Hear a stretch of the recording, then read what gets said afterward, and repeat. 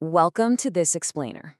Today we're going to demystify something that literally affects every single one of us: how and why we as humans actually transform. If you've ever felt completely stuck or, I don't know, wondered why it always seems to take a massive life crisis to finally kick a bad habit, well, you're definitely in the right place. We're going to dive into the core motivations behind all human transformation, breaking them down into three totally distinct scenarios based on a really fascinating text called 12 Steps to a Good Life. And I can promise you, by the end of this explainer, you're going to look at life's hurdles in a completely different light. Okay, let's dive into this. People only change when it is more painful not to. It's a heavy quote, right? But it perfectly sets the tone for how much we humans naturally resist change. The author notes a friend actually shared this wisdom with him, and honestly, it hits the nail right on the head. But the source text takes it a step further. It explains that pain is, at its core, just a mismatch between reality and our perception of reality. Like, we feel discomfort when we act like one thing is true, but the actual truth is something else entirely. We love clinging to our little comfort zones, and unfortunately, it usually takes the sharp sting of real pain to finally wake us up. But before we get into exactly how we change, we kind of have to understand what we're up against. The text calls this the perennial struggle. And listen, if you've ever felt that persistent, nagging ache, or just a quiet dissatisfaction, even when things seem to be going totally fine on paper, know that you aren't broken. Seriously, you're not.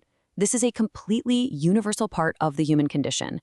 It's this deep, lifelong tension and inner conflict between who we are right now and who we really want to be. And the tricky part, we so often try to disguise this struggle by trying to exert absolute control over our lives. But, as we'll see in a second, that illusion of control is exactly what sets us up for a pretty painful wake-up call. Which brings us to our first path for change. Scenario 1. Crashing into reality. And this brilliantly illustrates what we mean here. Imagine just confidently walking right into a closed glass door because you totally believed it was open. You smack your nose and man, it hurts. But why? Because reality, the closed door, just did not match your perception, the open doorway. That's scenario 1 in a nutshell. These are our internal control failures. Whether it's thinking you can safely drive impaired or ignoring all those glaring red flags in a toxic relationship, you are the one moving. You are crashing into reality simply because you're operating on a totally false set of beliefs. And the resulting pain is what forces you to change your perception. Like maybe next time you put a little decal on that glass door, right? Now, let's transition over to the second, slightly heavier path. Scenario 2. Reality crashes into you. So in this scenario, you're not the one walking into the door. Instead, it's external control failures, unpreventable events that just completely shatter your worldview. We're talking about unexpected health challenges, severe economic downturns, the sudden loss of a loved one, or even unforeseen natural disasters. The source text really emphasizes that whether these events were somewhat preventable or just totally out of the blue, once they happen, they are entirely beyond your control. You can't undo them. They force a profound, unavoidable reckoning. When reality crashes into you like this, it literally demands transformation. You simply can't ignore it.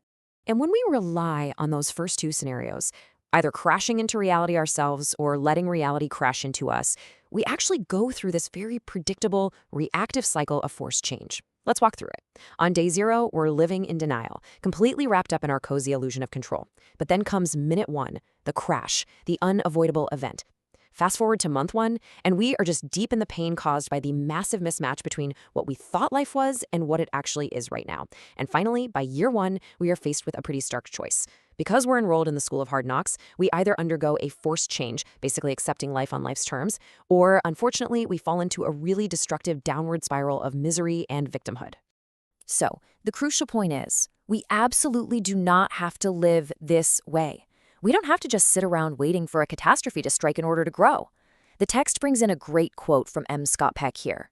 Emotional health is facing reality at any cost. The first half of that quote, by the way, points out that emotional sickness is avoiding reality at any cost. And this right here is our major pivot point in the explainer. We're going to move away from that passive victimhood and the sheer agony of forced change and look at a much more empowering, proactive alternative. Which brings us to our ultimate destination today, Scenario 3, participating in reality. This is all about our natural need to grow and evolve from the inside out. If you look at the passive victim side of things, you see the heavy, crushing burden of those first two scenarios, fighting reality, clinging desperately to these rigid little boxes of expectations, and eventually just getting crushed by the weight of unexpected change. But then, look at the active participant. We have these incredibly freeing metaphors. Think of an eagle just gliding effortlessly on invisible thermal currents, or a surfer riding this massive, powerful wave. The eagle doesn't create the wind, right? The surfer doesn't conjure up the ocean. Instead, they partner with it. And that is exactly what participating in reality means. You accept what is, and you learn to navigate it with grace. So, how do we actually become that surfer? Let's look at the tools for transformation. The first tool we get from the text is this truly brilliant reframing of what a problem actually is. Because normally, we think a problem is something we lack, like maybe not having enough money, or we think it's having something we don't want, like getting into an argument with a good friend. But the text argues that the problem actually isn't the lack of something, and it's not the unwanted thing itself. The problem is strictly the gap between what you currently have and what you actually want. And honestly, just shifting your focus to the gap itself opens up a whole new way of looking at things. Let's move to and see how this builds into real actionable steps. Because to tackle life's hurdles rationally, you just need to deconstruct that gap. Step 1, honest identification of what you actually have, just facing pure reality. Step 2, identify what you truly, genuinely want. And step 3, address the space between them. When you finally realize that the problem is literally just a gap, it suddenly becomes something you can actually measure and build a bridge across, rather than this huge, overwhelming emotional burden. Now, the source material also outlines 4 really simple, foundational ideas that kind of govern human change. First up, needs motivate our actions, both biological and higher-level needs. Second, our personal worldviews, the beliefs and baggage we picked up way back in childhood, they heavily distort those needs, which means we often end up chasing the completely wrong things. Third, because our worldview is basically a closed little box, any new knowledge or actual solutions must come from outside that box. You literally have to step out of your comfort zone.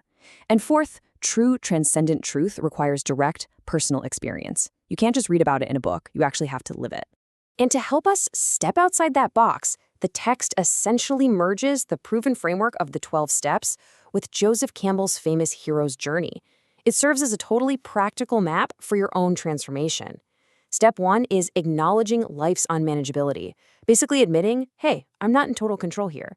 Step 2 is crossing the threshold by relying on something greater than just your own ego.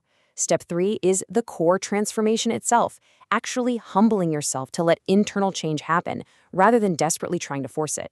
And finally, step 4 is the return, making amends, fixing any harm you might have caused, and committing yourself to continuous growth. Ultimately, this is your blueprint for choosing to change rather than waiting for that painful crash. Now, what's really interesting about this slide is this single, highly provocative assumption: the universe is generally friendly. The author asks us to sit with this and consider it deeply. Think about it. If you believe the universe is hostile, or even just totally indifferent, it naturally leads to fear, anxiety, and this desperate, exhausting need to control absolutely everything. But if you can adopt the mindset that the universe is generally friendly, well, you open yourself up. You stop fighting reality and you start partnering with it. It challenges you to adopt a mindset of growth and trust, which perfectly sets the stage for that glorious third scenario of internal growth. And that brings us to our final parting thought for this explainer.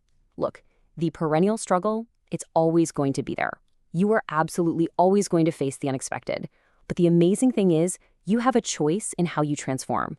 Are you going to sit comfortably in the illusion of control and just wait for reality to crash into you? Or will you do the internal work, step outside your box, and actively participate in the beautiful, chaotic wave of reality? That choice is entirely yours. Thanks so much for exploring these concepts with me today, and I really hope this empowers you to become the active hero of your very own journey.